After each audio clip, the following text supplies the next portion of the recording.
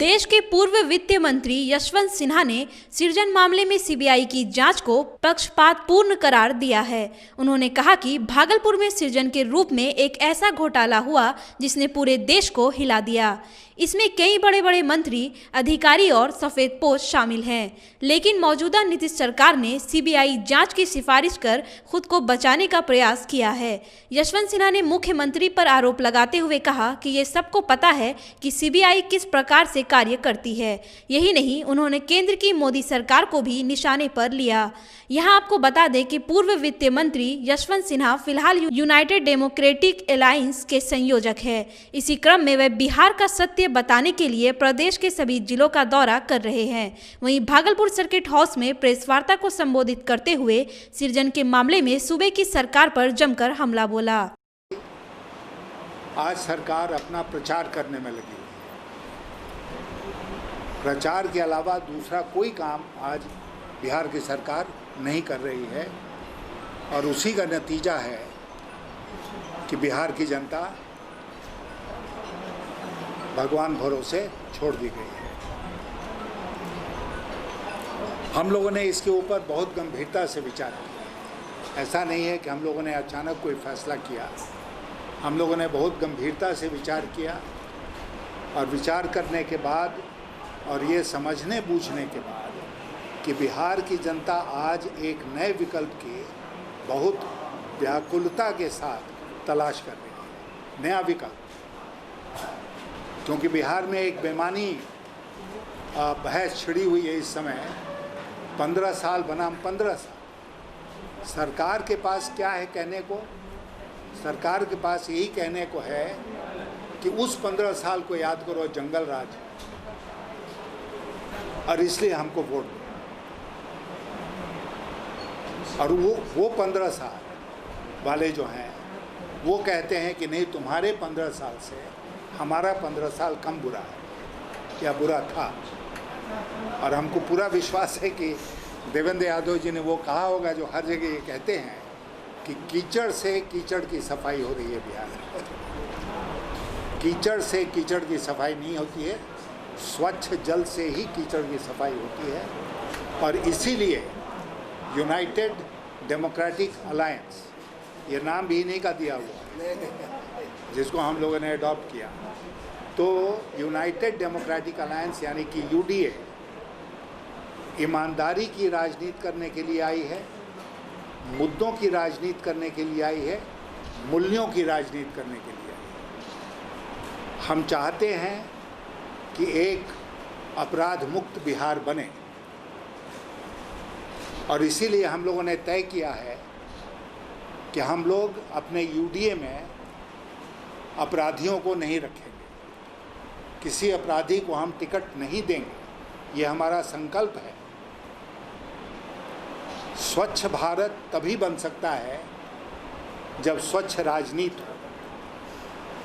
अगर राजनीति गंदी है तो स्वच्छ भारत का निर्माण हो ही नहीं सकता है। इसलिए स्वच्छ राजनीति, मुद्दों की राजनीति, मूल्यों की राजनीति।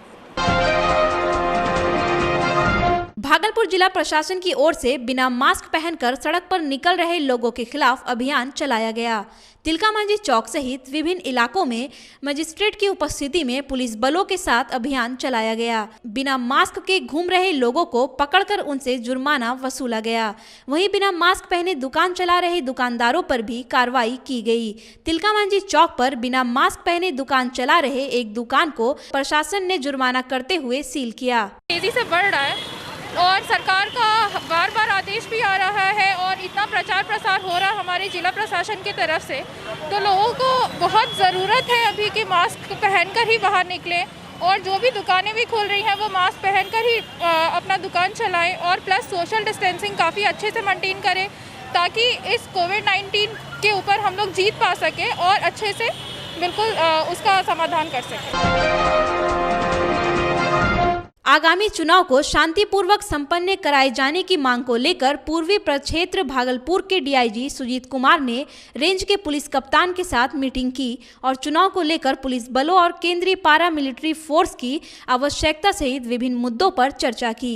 मौके पर Bhagalpur senior SP Ashish Bharti, city SP Sushant Kumar Saroj, Naugachhia SP Swapna ji Meshram, Banka के एसपी अरविंद गुप्ता मौजूद थे। कुछ 2-3 अलग से जो विषय जो सुरक्षा से संबंधित, एहतियात बरतने से संबंधित है, उसमें एक तो दियारा आपने कहा, दियारा और दियारा में रहने वाले अपराधकर्मी जो हैं उनके ऊपर क्या अभियान चलाना है, कैसे करना है उनकी गिरफ्तारी, या अगर वो गिरफ्तार हैं तो उनके ऊपर क्या प्रस्ताव समर्पित करना है, इन विषयों पर भी समीक्षा की गई है। बट बांका ज़िला नक्सल प्रभावित भी है और नक्सल प्रभावित उस ज़िले में चुनाव शांतिपूर्वक कैसे होगा, इस पर भी हम लोगों ने चर्चा की है। और जो लोग जेल में हैं उनके ऊपर भी उनके ऊपर प्रभावी निगरानी रखी जाए, इस संबंध में भी हम लोगों ने बात किया है। बिहार के 7 इंजीनियरिंग कॉलेज के लगभग 205 सहायक प्रोफेसर हड़ताल पर चले गए हैं। एमएचआरडी और स्टेट गवर्नमेंट के एमओयू के मुताबिक तय होना था कि इंजीनियरिंग कॉलेज में संविदा पर बहाल प्रोफेसर की नियुक्ति को साल दर साल एक्सटेंशन मिलना तय किया गया था, लेकिन बिहार सरकार की तरफ से अभी तक कोई पहल नहीं की गई है। आगामी 30 सितंबर को नियुक्त सहायक प्रोफेसर की नियुक्ति अवधि समाप्त हो रही है। भागलपुर इंजीनियरिंग कॉलेज में भी लगभग 35 सहायक प्रोफेसर है जो अपनी मांग को लेकर धरना पर है। भागलपुर इंजीनियरिंग कॉलेज के प्रोफेसर गोविंद झा बताते हैं कि सरकार अगर उन लोगों की मांग को नहीं पूरा करती है तो लगातार धरना प्रदर्शन जारी रहेगा। आज का जो ये धरना प्रदर्शन है, ये भारत सरकार के technical education quality improvement programme के तहत 2017 में हम लोग रिक्रूट हुए थे। यहाँ पे लगभग 37 लोगों की रिक्रूटमेंट हुई थी और पूरे बिहार में 207 लोगों का रिक्रूटमेंट हुआ था। जो मुख्यमंत्री माननीय नीतीश कुमार जी का 7 निश्चय प्रोग्राम है, उसके तहत 38 इंजीनियरिंग कॉलेजेस जो हैं वो सभी ज़िला में फंक्शनल हो गया है। और जो 7 इंजीनियरिंग कॉलेजेस हैं इनको मानव संसाधन विकास मंत्रालय और वर्ल्ड बैंक की प्रोजेक्ट जो है टी-क्यूब से फंडिंग की गई है। इसमें भी ये चीज़ें मेंशन थी कि ये हम पहले बताएंगे आपको एक्सटेंशन या क्लोज़र के रिगार्डिंग, तो वो भी अभी तक कोई इन्फॉर्मेशन हम लोगों को दी नहीं गई है। तो 30 सितंबर के बाद आगे क्या होगा ये हम सब लोग नहीं जान रहे हैं। अभी तक इस डायरेक्शन में कोई भी काम नहीं हुआ है। रिक्वेस्ट लेटर हम लोग जो सेंड किए हैं उसका भी कोई जवाब नहीं आया है, तो इस वजह से हम लोग धरना पे बैठे हैं। भागलपुर के 0 माइल थाना पुलिस ने गुप्त सूचना के आधार पर नवगछिया की ओर से आ रही एक इंडिका कार से 16 लीटर देसी शराब के साथ एक महिला और एक पुरुष को गिरफ्तार किया है। पूछताछ में गिरफ्तार शराब तस्कर ने बताया कि रंगरा सिमरिया से शराब लेकर सबौर के बाबूपुर जाया जा रहा था। गाड़ी मालिक सिमरिया के रहने वाले जैकी मंडल है, जबकि गिरफ्तार महिला जितनी देवी और पुरुष का नाम अखिलेश मंडल है। अखिल भारतीय विद्यार्थी परिषद द्वारा पार्ट 1 में प्रमोटेड छात्रों को पार्ट 3 के फॉर्म भरने की अनुमति की मांग को लेकर विश्वविद्यालय में जोरदार प्रदर्शन किया गया। अखिल भारतीय विद्यार्थी परिषद कार्यकर्ताओं द्वारा 2 दिन पूर्व इन मांगों को रजिस्ट्रार के समक्ष रखा गया था। आज इसी की जानकारी के लिए जब छात्र विश्वविद्यालय पहुंचे तो विश्वविद्यालय में कुलपति, परीक्षा नियंत्रक एवं किसी विश्वविद्यालय पदाधिकारियों को ना पाकर उग्र हो गए और नारा लगाते हुए सभी कर्मचारियों को बाहर निकालकर ताला बंद कर दिया। प्रदेश सह मंत्री कुश पांडे ने कहा कि 2 दिन पूर्व इन मांगों को लेकर हम लोगों ने आंदोलन किया था, जिसमें हमें बताया गया था कि 1 दिन बाद विश्वविद्यालय के पदाधिकारी आएंगे तो इन पर फैसला किया जाएगा। लेकिन आज भी 2 दिन बीत जाने के बाद कोई भी पदाधिकारी उपस्थित न थे। जब विश्वविद्यालय में फैसला लेने वाला कोई पदाधिकारी उपस्थित नहीं है तो क्यों छात्र के भविष्य के साथ खिलवाड़ किया जा रहा है। अखिल भारतीय विद्यार्थी परिषद द्वारा आज हम लोगों ने तिलकामांझी भागल विश्वविद्यालय को बंद कराया। विगत 2 दिन पूर्व विद्यार्थी परिषद ने एक मांग पत्र दिया था विश्वविद्यालय के रजिस्ट्रार को, क्योंकि उस दिन भी ना कुलपति, ना प्रतिकुलपति, ना कंट्रोलर, ना कोई अधिकारी मौजूद थे। और हम लोगों को कहा गया कि अधिकारी नहीं आ रहे हैं, अगले दिन आइए, आपकी मांग को सुना जाएगा। और आज तीसरा दिन है, आज हम लोग फिर पहुंचे तो विश्वविद्यालय में एक भी अधिकारी यहाँ मौजूद नहीं है। हमारी मांग है कि पार्ट 1 में छात्र जिनका रिजल्ट पेंडिंग रह गया एब्सेंट के कारण, विश्वविद्यालय की गलती के कारण, जिनको प्रमोटेड किया गया है, वैसे छात्रों को पार्ट 3 का फॉर्म भरने की अनुमति दी जाए। और जब तक यह नहीं दी जाएगी और जब तक कोई पदाधिकारी, प्रशासनिक पदाधिकारी विश्वविद्यालय नहीं आते हैं, यह अनिश्चितकालीन तालाबंदी चलता रहेगा। शुक्रवार को चांद एजुकेशन घंटाघर पर United forum for national tourism Kolkata ने एक प्रेस कॉन्फ्रेंस किया।